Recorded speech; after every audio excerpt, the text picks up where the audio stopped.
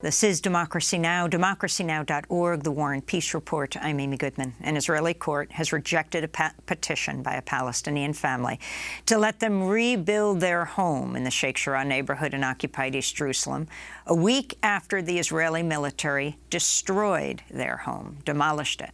On January 19th, Israeli forces raided the home of the Salhiyeh family early in the morning while the family slept. Several members of the family were assaulted. At least 6 were arrested. Mahmoud Salhiyeh and his daughter Yasmin spoke about what happened. At 2 a.m., my son woke me up and said that the army are entering the house. I couldn't leave the room. They came in and arrested me. They stepped on my back, and the officer said, "I told you I will come, evict you from your home, and I will let you leave your house like a dog, barefoot." He stepped on my back and told me, "Put your head down." I told him I never put my head down. The house was demolished. I saw videos and live videos. My heart is broken. I don't know how to express myself. The house that I was raised in now is torn up. Everything in the house is gone. The feeling is so hard to see that my father's hard work for 25 years is demolished. Our memories, my father's heritage in this land, everything is gone. Even the cats and animals that were raised in the land are gone. At least another 18 Palestinians who were at the home in solidarity with the family were also detained. Palestinians say it's the latest in a series of evictions aimed at expropriating land for Israeli settlers in violation of international law. We're joined now by Mohammed El-Kurd, a Palestine correspondent for The Nation, author of the recently published book of poems Rifka. His family's home is in the Sheikh Jarrah neighborhood of occupied East Jerusalem. He's joining us, though, now from New York City.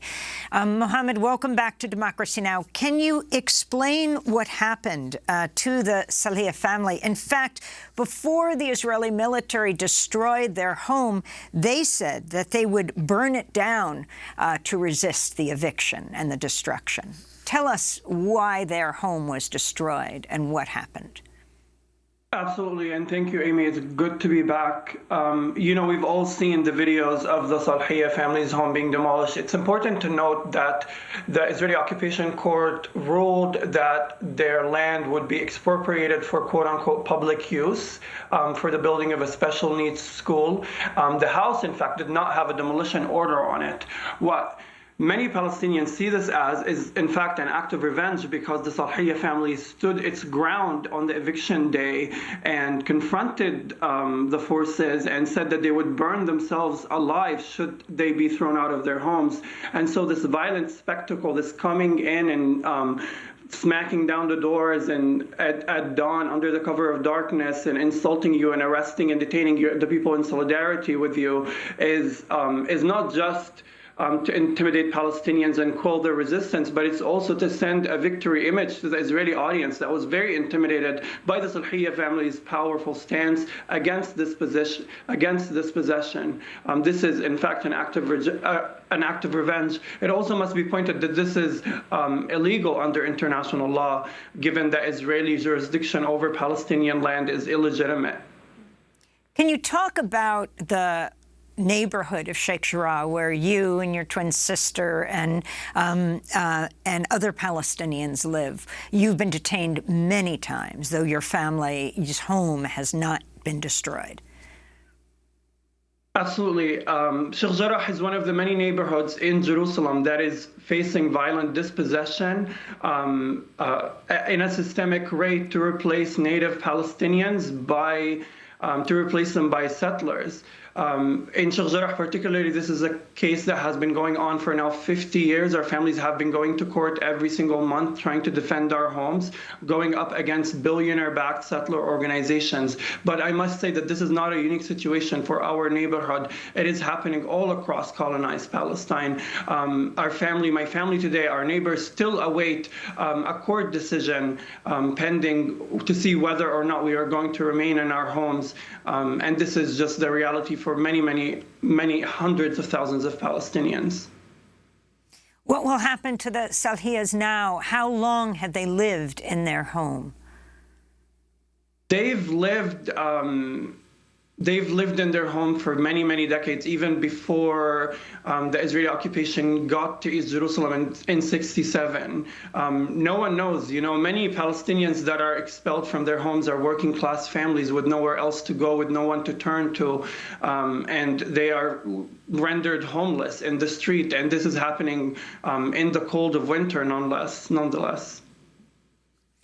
Can you talk about what is happening in related news in the occupied West Bank, where Omar Abdulmajid Assad was just killed? Israeli forces, it's believed he was 80 years old. He's Palestinian-American. They stopped him while driving home, then dragged him out of the car, gagged and handcuffed him, left him to die. What do you know about this American citizen? I know that he has gone through what many Palestinians have gone through of brutal Zionist force. I believe that he was killed by the Israeli occupation forces. You don't take a Palestinian elderly 80-year-old man, gag him, blindfold him, drag him in the street, and leave him in the cold with no intention to harm him. He was unresponsive while the Israeli forces were still there, according to eyewitnesses, and they just left him there to die. Of course, now the Israeli military is going to investigate itself, and it's going to find that it, in fact, have committed no atrocities and no crimes, and no one is going to be punished for what happened to this elderly man who very tragically was killed. Mohammed, we usually speak to you in Sheikh Jarrah. Can you talk about what's brought you to the United States and also the anthology of your poetry? Can you talk about Rikva and why you named it Rikva?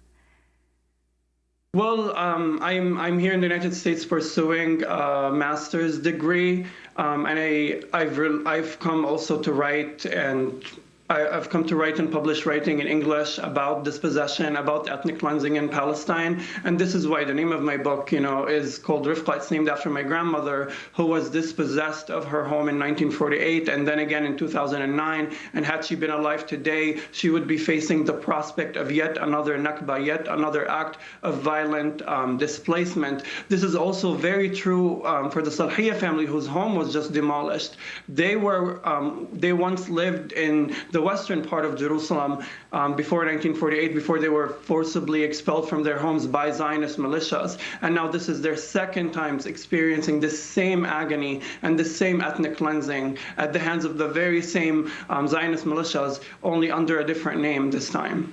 Let me also ask you about what's happening in the Negev and the Negev region.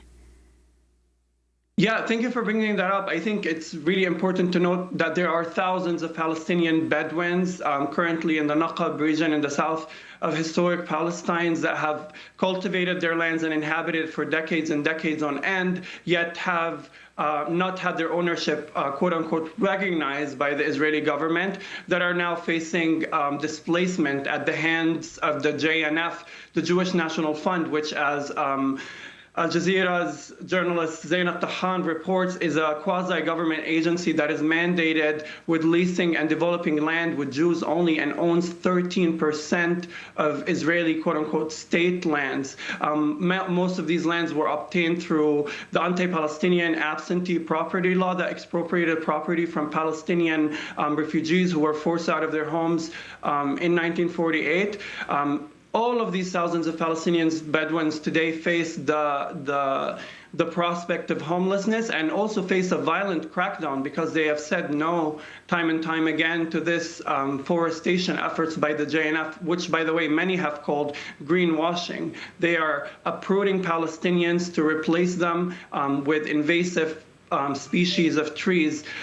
It's also really important to note that the JNF is a charity, is registered in the United States as a charity organization, as a tax-exempt organization that is committing international law violations abroad and thus violating American law. I also want to echo the calls and demands for the global days of actions made and called on by the activists from the Negev in the South who are facing this dispossession. They are asking that their demolition orders be ended, that deforestation efforts be ended, and that ethnic cleansing at large in Palestine must come to an end. There are global actions all around the globe today and tomorrow and the day after tomorrow demanding an end to ethnic cleansing, be it in the Negev, in the South Hebron Hills, in Jerusalem, or in the West Bank.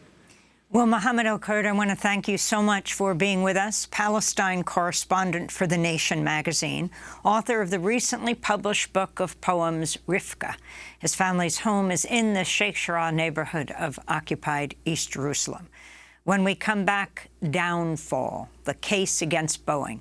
A new documentary just premiered at Sundance that looks at the two fatal crashes of the Boeing 737 MAX in Ethiopia and Indonesia, killing all 346 people on board. We'll speak with the director of Downfall, Rory Kennedy, as well as the father of one of the victims, Michael Stamo. Stay with us.